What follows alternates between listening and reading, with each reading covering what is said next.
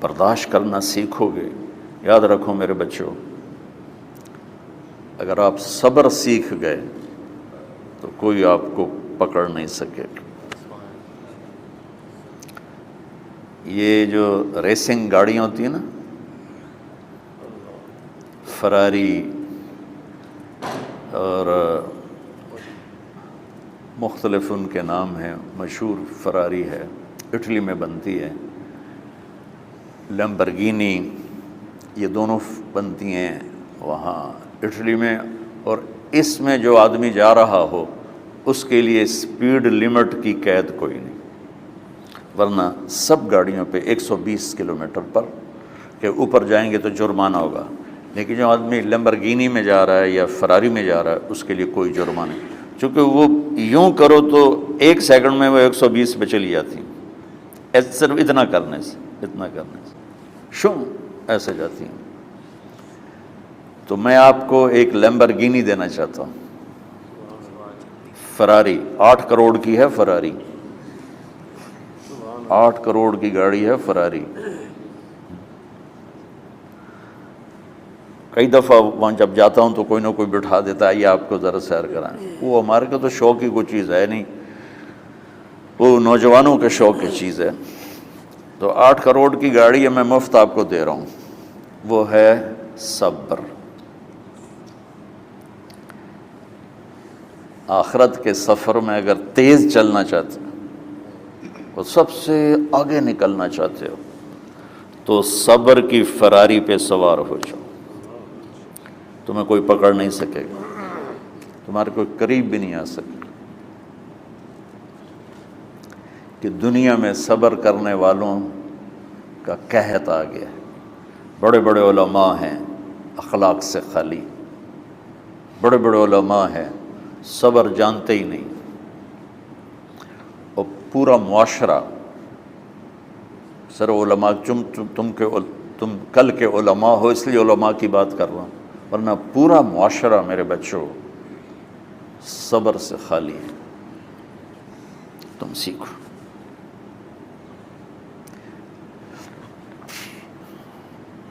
دیکھو میری ایک بات سنو، علم کی کمی ہو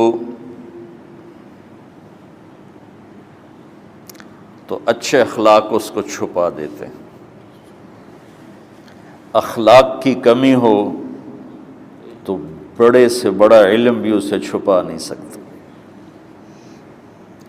سارے عیب ہوں اور اخلاق اچھے ہوں تو اخلاق وہ چادر ہے جس میں سارے عیب چھپ جائیں گے.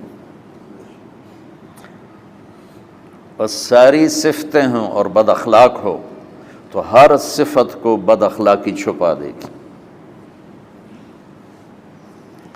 میرے نبی نے نماز لمبی پڑھی، اللہ نے روک دیا، کہا نہیں چاہیے. ما انزلنا علیک القرآن لتشقی، مختصر نماز پڑھیں، درمیانی نماز پڑھیں. پیسہ سارا خرچ کر دے، اللہ نے روک دیا. ولا تبسطھا کل البسط، میرے نبی سارا خرچ نہ کرو، کچھ بچا کے بھی رکھو. تبلیغ میں اپنی جان کھپائی، اللہ نے اس سے بھی روک دیا. فلا تذهب نفسک علیہم حسرات، تبلیغ کرو خود نہ مر جاؤ. تبلیغ کتنا بڑا عمل ہے، اللہ نے کہا اعتدال. نماز کتنا بڑا عمل ہے، اللہ نے کہا درمیانہ ہاتھ رکھو. مال خرچ کرنا کتنا بڑا عمل ہے، اللہ نے کہا درمیانہ ہاتھ رکھو. جب میرے نبی میں نے اخلاق میں بلند پرواز دکھائی تو اللہ نے کہا شاباش انک لعلی خلق عظیم. میرا نبی میں آپ کو شاباش دیتا ہوں، آپ کے اخلاق بڑے عالی شان ہیں. یہ نہیں کہا کہ اتنے بھی ذرا تھوڑا اکھ بھی کھائی کر، کوئی کوڑا ہویا کر. تو تم مولوی بڑے غسیلے ہوتے ہو. تم میرے بچے بیٹھو نا، اس لیے بات کر رہا ہوں. صبر نام کی شے ہی نہیں ہوتی. فقہ پڑھنا تو ہماری مت ماری جاتی. قرآن کو بھی فقہ کے انداز میں پڑھتے ہیں، حدیث کو بھی فقہ کے انداز میں پڑھتے ہیں. بخاری سے زیادہ امام بخاری پڑھاتے ہیں. ترجمۃ الباب پہ اتنا وقت لگا دیتے ہیں کہ حدیث جو اصل چیز ہے اس کی طرف توجہ نہیں جاتی۔ امام بخاری کی کتاب کا مقدمہ کوئی نہیں، تو اس پر جب بخاری شروع ہوتی ہے تو ہفتہ ہفتہ اس پہ سبق چلتا ہے کہ امام بخاری نے مقدمہ کیوں نہیں لکھا، جی میں سارے مل کے یعنی امام صاحب نے تو گلاں کی جان۔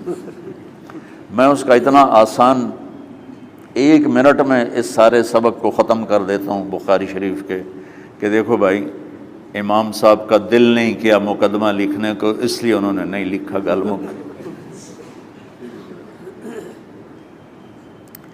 ایک حدیث کے عنوان اور حدیث میں جوڑ نہیں تھا، تو شیخ رمزی بہت بڑے فاضل آدمی ہمارے فیصل آباد، میں نے کہا شیخ یہ جوڑ کوئی نہیں، کہا شیخ ھذا من اصعب ابواب البخاری، یہ بخاری شریف کے مشکل ترین ابواب میں سے۔ میں نے کہا تو بڑا آسان کام ہے، امام بخاری بھول گئے، ترجمہ کوئی اور تھا، حدیث کوئی اور لکھ دی، بھول گئے، بشر ہی تو ہیں، کیوں بچوں نے مصیبت پان دیا۔ تو بچوں شوق سے جاؤ، بہانے نہ کرو، ہماری ذرا تھوک ڈال کے پیٹوں میں درد،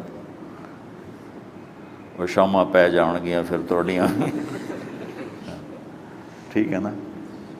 میں زیادہ بول نہیں سکتا ہوں، ضروری سمجھ کے آیا تھا کہ تم خوشی سے جاؤ۔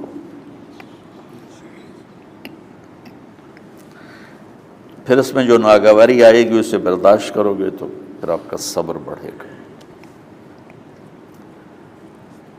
تو میں صرف میری شہرت نظر آتی ہے، اس میں جتنا مجھے صبر کرنا پڑا ہے وہ تمہارے سامنے نہیں ہے، جتنی کڑوی گولیاں میں نے کھائی ہیں لوگوں سے وہ تو تمہیں نہیں پتا۔ اب تمہیں اتنا نظر آتا ہے کہ واہ واہ ہو رہی ہے آگے پیچھے لوگ، میرے اللہ کا کرم ہے، میری کیا اوقات، آج ہوں کل مر جاؤں گا، اولاد کو بھی یاد نہیں رہے گا کہ طارق جمیل کون تھا۔ جو ہے اس میرے رب کا کرم ہے، مجھے اپنی شہرت سے کبھی دھوکہ نہیں لگا۔ تو میرے بچوں اس لیے بتا رہا ہوں، کوئی فخر نہیں، کہ مجھے اپنی شہرت سے کوئی دھوکہ نہیں، ایک لمحے کے لیے بھی مجھے دھوکہ نہیں۔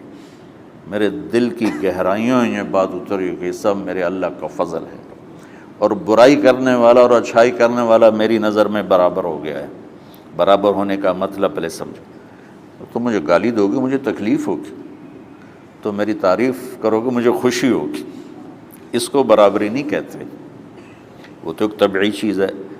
یہ میں نے ہاتھ پہ اپنا ہی ہاتھ مارا تو اس کو درد ہو رہا۔ تو اگر میں مولوی شوکت صاحب سے بدتمیزی سے بات کروں گا تو ان کو تکلیف ہوگی، اور میں ان کی قربانیاں بیان کروں گا۔ یہ ذرا کھڑے ہونا، ادھر ہاتھ دو، یہ اس سارے نقشے کے بانی ہیں، یہ پہلی اینٹ ہے۔ یہ 3000 روپے اس وقت لے رہے تھے 1985 میں 86 میں کراچی،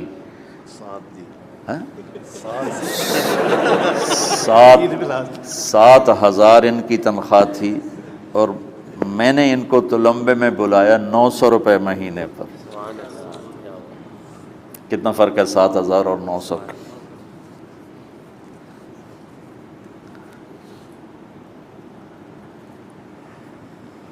لوگ میری تعریف کرتے ہیں، میں اللہ کا شکر ادا کرتا ہوں، اور اس پہ میں تکبر میں نہیں آتا۔ یہ ہے مدح اور ذم برابر ہو جائے، یعنی تعریف کرنا اور برائی کرنا برابر ہو جانے کا مطلب یہ نہیں ہے کہ برائی سن کے اثر نہیں ہوتا اور تعریف سن کے اثر نہیں ہوتا، نہیں، برابر ہونے کا مطلب بتا رہا ہوں، اس کی توفیق تائید رحمت اپنی اولاد کو بتا رہا ہوں۔ کوئی میری تعریف کرتا ہے میں اللہ کا شکر ادا کرتا ہوں اور اپنے آپ کو بھولتا نہیں ہوں، کوئی میری برائی کرتا ہے تو میرے دل میں اس کے لیے کوئی منفی جذبہ نہیں پیدا ہوتا۔ یہ ہے اچھائی برائی کو برابر کر دینا۔ کہ میرے اوپر مختلف الزام لگتے ہیں تو میں ان کو پی جاتا ہوں، اور اس طرح کا معاملہ کرنے والوں سے اپنے دل کو بالکل صاف رکھتا ہوں، بالکل صاف، اور میرا ان سے معاملہ اسی طرح ہوتا ہے جیسے پھر آؤ جی